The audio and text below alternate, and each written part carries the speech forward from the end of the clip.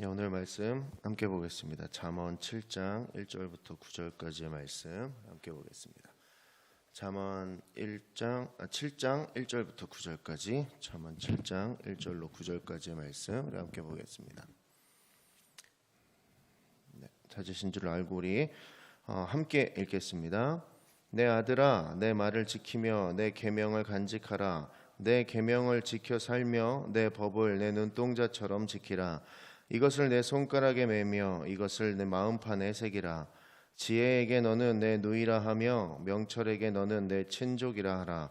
그리하면 이것이 너를 지켜서 음녀에게 말로 호리는 이방 여인에게 빠지지 않게 하리라.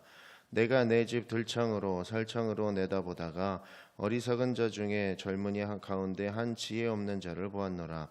그가 거리를 지나 음녀의 골목 모퉁이로 가까이하여 그의 집 쪽으로 가는데 저물 때 황혼 때 깊은 밤 흑암 중에라. 아멘. 하나님의 말씀입니다. 지금 담임 목사님 오늘 그 장례 예배에 위해서 지금 출발하신 지 좀 되셨을 겁니다. 여러분들 그 장례 절차와 또 오가는 길 안전하게 기도해 주시기를 부탁드리겠습니다.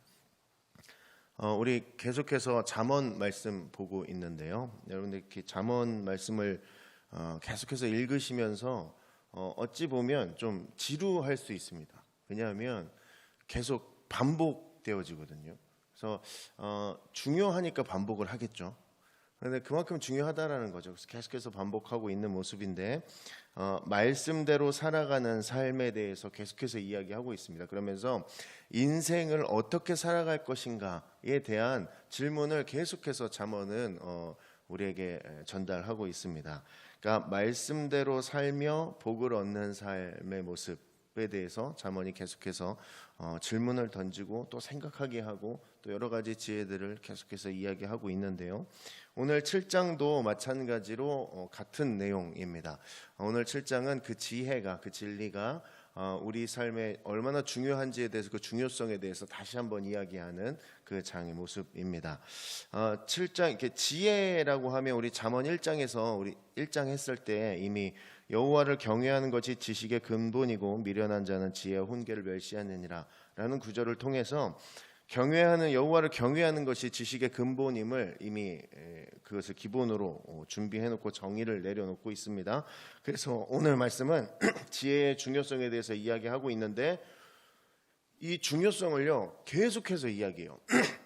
진리는 계속해서 반복되고 또 반복하고 반복해서 우리가 그것을 들으며 중요하지 않고 가치 없고 또 똑같은 말 나오니까 넘어가자 정도가 아니라 이렇게 중요한 것에 대해서 이야기하고 있으니 내가 이것에 대해서 나의 삶을 좀 비추고 내 삶에 좀 그것을 녹여내야겠다라는 도전들이 필요하다라는 것이죠. 잠언 첫 부분의 지혜에 대해서 정의를 내려놓고 오늘 그 중요성에 대해서 이야기할 건데요. 오늘 우리가 읽었던 1절 말씀 함께 보시면 내 아들아 내 말을 지키며 내 계명을 간직하라 라고 되어 있습니다. 이게 아마 당시에 이 문장을 보면 당시 사람들은 이게 무슨 의미를 가진 문장이구나를 한 번에 알았을 텐데 이게 지금 시간이 좀 많이 지나서 이 문장에 대한 이해를 조금 해야 합니다.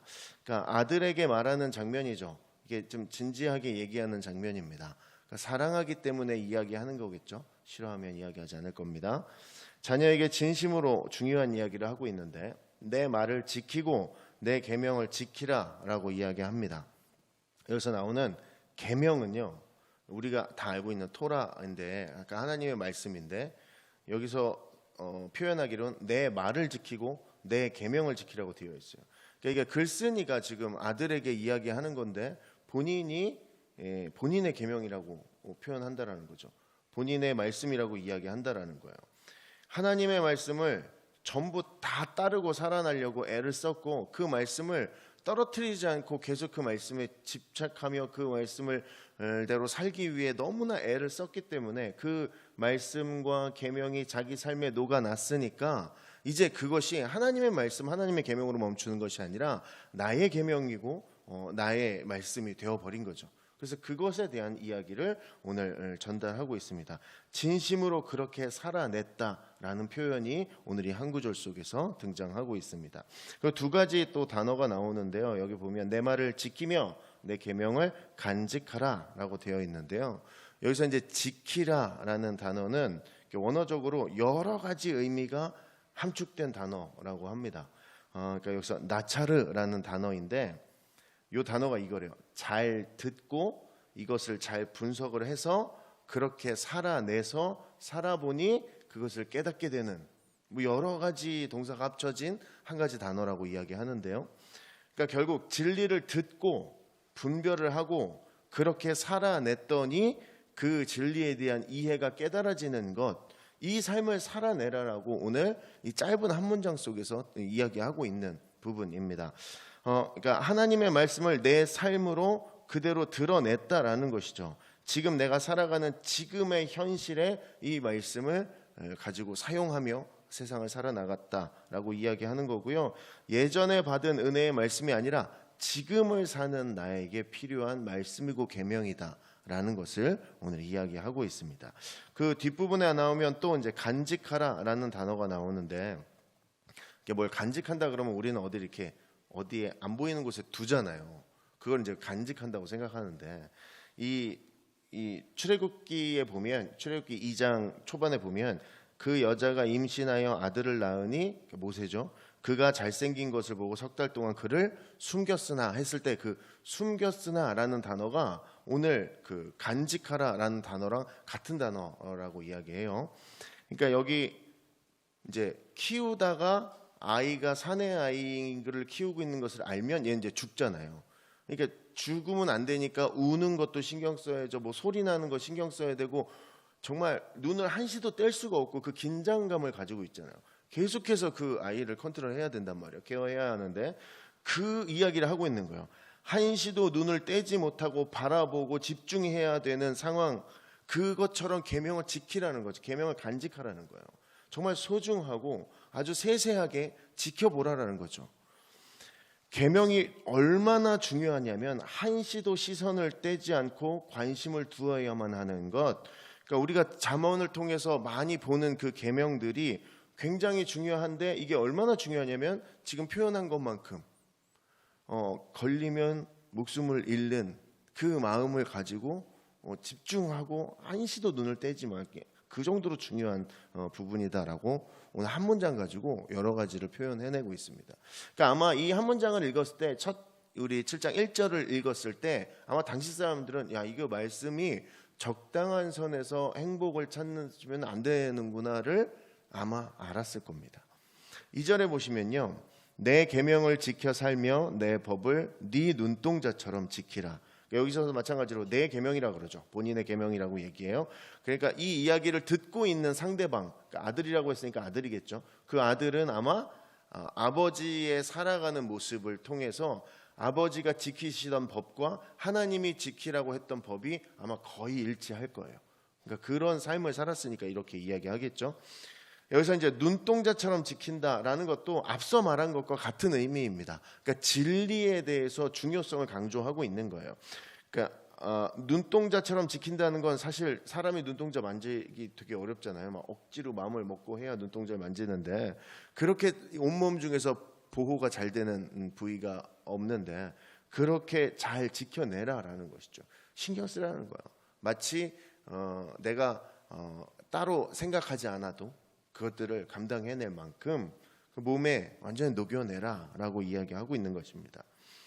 3절에는 이것을 내 손가락에 매어 이것을 내 마음판에 새기라라고 되어 있는데 과거 유대인들은요 조그만 가죽판에 이렇게 계명 말씀들을 이렇게 쭉 적었대요. 이렇게 파가지고 가죽판에, 그리고 그것을 손목에 7번, 뭐 가운데 손가락에 7번 해가지고 이렇게 손에 차고 다녔다고 해요.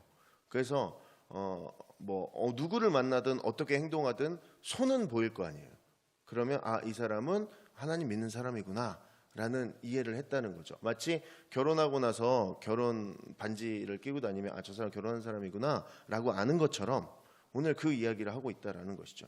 누가 봐도 하나님을 믿는 사람인 것이 확실하게 드러날 수 있도록 그 삶을 살아라 라고 오늘 이야기하고 있는 겁니다. 손가락에 뭐 이렇게 줄을 매었다라는 것은 이제 반지를 상징하기도 하고 그러니까 결혼을 의미한다라는 거예요. 그러니까 진리와 결혼하라라고 뭐 이렇게 이야기하고 있다고 오늘 그 말씀 표현하고 있다고 이야기합니다. 그래서 4절에 이게 좀 이해하기 좀 어려운 구절인데 지혜에게 너는 내 누이라 하며 명철에게 너는 내 친족이라 하라라고 되어 있어요. 이게 도대체 무슨 말인가 좀 찾아보니까 이렇게 이야기합니다. 지혜에게 너는 내 누이라 하며라는 이 하며라는 그 원어적 단어가 결혼할 때 선포하는 걸 얘기한대요. 내가 이 사람의 남편입니다. 내가 이 남자의 부인입니다라고 선포하는 장면과 같다라는 거예요. 그러니까 지혜에게 너는 내 누이라고 선포하라라는 거죠. 가족이고 또 너는 내 친족이라고 얘기하는데 유대인은요 지금도 그렇다고 그래요. 친족의 개념이 굉장히 넓대요. 그래서 몇 대를 거치든 뭐 자기 족보를 쭉 봐서 한 명이라도 유대인이 있었으면 그들을 친족으로 이해한다라는 거예요. 그래서 그 친족에게는 절대적인 선을 베푸는데 이 가족에게 내가 손해를 보면서까지도 그에게 선을 베푸는 것, 이게 친족의 개념이에요. 유대인의 친족의 개념이라고 해요. 그러니까 그런 것으로 봐서 지금 하나님께서는 지혜에게 너는 내 누이라고 말하고 명철에게 너는 내 친족이라 라고 이야기하는 것으로 봐서 말씀과 계명을 지키는데 적당한 선에서 따르고 지키려고 노력하는 정도가 아니라 내 것을 좀 희생하고 손해 보면서까지도 그것들을 감당해낼 수 있어야 한다라고 이야기한다라는 거예요. 이게 굉장히 부담스러운 얘기하고 있는 거고요.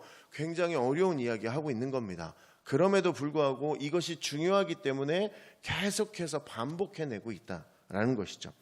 여러분 그냥 내 삶에 적당한 선에서 이렇게 신앙하라라는 이야기를 하고 있는 게 아니라 정말 다 던지라고 이야기하고 있다라는 거예요. 요즘엔 그 청년들의 신앙한다 또 믿음이 좋다라고 하는 건 교회 예배 빠지지 않고 뭐 말씀 적당히 보고 뭐 내 삶이 불편하지 않은 선에서 신앙생활을 하는 것을 그냥 당연하게 생각하는데 여러분 그 선에서 멈추지 말라라는 것이죠. 그 정도가 아니라 이거는 그냥 내 삶 속에 이거 진리가 있어야 된다라는 거예요. 이제 이 후반부에 보면 음녀가 등장하는데 성적인 문제에 대해서 말하고 있다기보다는 여러분 다시 한번 읽어보시면 아시겠지만 이제 지혜 있는 자와 반대의 의미로 반대의 개념으로 이렇게 음녀를 등장시킵니다. 그래서 지혜 없는 자들의 행위에 대해서 이야기하고 있다는 거죠. 결국 하나님의 말씀에 집중하지 못하게 만들고 하나님의 계명을 지키기 어렵게 만드는 것, 즉 세상의 유혹에 대해서 오늘 뒷부분은 설명하고 있습니다. 5절에 보시면 그리하면 이것이 너를 지켜서 음녀에게 말로 호리는 이방 여인에게 빠지지 않게 하리라 라고 얘기하고 있어요. 5절 앞부분에 보시면 그리하면 이것이 너를 지켜서, 이것은 앞서 말한 말씀과 계명이죠. 그것이 이제는 너를 지킨대요. 처음에는 내가 지킨다고 했잖아요. 그걸 지켜라 라고 얘기했는데 그것을 지켜내면 이제는 그 말씀과 계명이 나를 지킨다라는 것이죠. 우리가 무언가를 열심히 해서 무언가를 얻는 게 아니라는 것을 오늘 이야기하고 있습니다. 내가 노력하고 내가 애를 써서 구원을 얻는 게 아니라 결국 나의 어떤 그 지키려는 노력과 지키려는 그 애씀을 통해서 그 말씀과 계명을 통한 보호가 시작되어진다라고 오늘 이야기하고 있는 거예요. 아까 지키라에서 얘기한 것처럼 이제는 그 말씀과 그 많은 것들을 통해서 말씀과 계명이 이제 더 이상 음녀에게 또 이방 또 세상의 어떤 유혹들에게 빠지지 않도록 그것들 지킴을 받을 수 있는 기회를 얻게 된다라는 것을 오늘 이야기하고 있습니다. 결국 여러분 말씀과 계명을 지켜서 내가 안전한 게 아니라 내가 말씀과 계명을 지킴으로 내가 지켜진다라는 의미를 이야기하고 있습니다. 여러분 사실 그 세상은 뭐 맛있고 재밌고 즐겁고 눈에 보기에 즐기기 좋고 기쁨이 많은 것처럼 보입니다만 세상이 계속해서 요즘 세상에도 마찬가지지만 우리에게 전달하는 메시지는 동일합니다. 스스로 생각하고 스스로 판단할 수 있으며 한 번뿐인 인생이기에 그거 한 번뿐인 인생임을 계속 상기시키고 사람 중심으로 너의 행복을 위해서 세상에 득이 되는 사람이 되도록 이런 메시지를 계속해서 전달한다라는 거죠. 듣기엔 굉장히 맞는 말처럼 보입니다만 오늘 말씀은 그것과 전혀 반대되는 개념들을 이야기하고 있습니다. 이 인생을 살아갈 때 무엇을 붙들고 살아가겠느냐라고 말씀은 계속해서 전달하고 있고요. 세상이 말하는 행복과 적당한 선에서 대세가 움직이는 대로 또 한 번뿐인 인생 즐겁고 너가 행복한 자리로 가라는 것이 아니라 어떤 목적을 붙들고 어떤 이유로 세상을 살아나갈 것이며 어떤 진리를 붙들고 어떤 목표 있는 인생을 살 것인가를 계속해서 성경은 우리에게 이야기하고 있습니다. 말씀과 계명을 눈동자와 같이 마치 누군가에게 걸리면 죽을 아이를 키우는 것 같이 사투를 벌이며 그 말씀과 계명을 지키는 것에 애를 쓰라라고 성경은 우리의 삶에 이야기하고 있습니다. 여러분 오늘 하루를 또 살아가시게 될 겁니다. 여러분의 인생에 여러 가지 모양으로 하루가 만들어질 거고 여러 가지 생각들과 환경들과 상황들이 여러분의 인생에 나타나게 될 것입니다. 이럴 때 우리들은 과연 어떤 선택을 할 수 있는지, 그리고 하나님은 오늘 말씀과 계명을 지키는 것에 집중하라고 이야기하시는데 그 말씀과 계명을 지키는 것에 대한 어려움도 드러날 터인데 그러면 나는 그럴 때 무엇을 선택해내며 무엇을 잡겠는지 오늘 함께 기도하며 그것들을 결단해내는 시간 되었으면 좋겠습니다. 우리 삶에 하나님이란 존재가 내가 죽어서 필요한 분으로만 남지 않았으면 좋겠습니다. 오늘 삶에 내가 천국을 가기 위한 어떤 증표 정도로 하나님을 사용하지 않았으면 좋겠습니다. 오늘을 주신 하나님께 말씀과 계명을 지키겠나라고 약속하고 진정한 의미의 지혜자로서의 삶을 살아가기 위해서 정말 사투를 벌이고 전쟁과 같은 삶을 살 수 있겠지만 여러분 최후의 승리와 또 하나님께서 나를 보호하시고 지키신다는 확신, 또 그런 은혜들을 받았다는 그 기억들과 그런 믿음들로 세상을 살아나가는 오늘 하루가 되었으면 좋겠습니다. 오늘 하루는 그냥 오지 않습니다. 하나님이 철저하게 신실하게 끊임없이 움직이시고 일하셔서 만들어진 하루입니다. 여러분 귀하고 복된 하루 살아가는 저와 여러분 되시기를 주의 이름으로 축원합니다. 함께 기도.